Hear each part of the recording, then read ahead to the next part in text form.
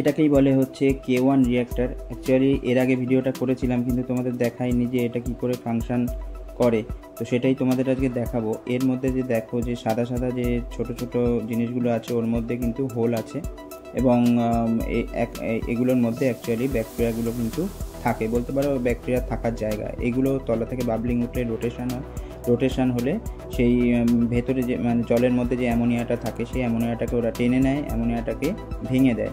দিলে কি হবে, জলে অ্যামোনিয়ামের পরিমাণটা কিন্তু কমে যাবে এবং ব্যাকটেরিয়ার বলতে পারো অ্যামোনিয়াটা খাবার, ওখান থেকেই কিন্তু ওরা খাবার সংগ্রহ করে। তো ভিডিওটা ভালো লাগলে প্লিজ শেয়ার করে দিও, সাবস্ক্রাইব করে দিও। দেখা হচ্ছে নেক্সট ভিডিওতে।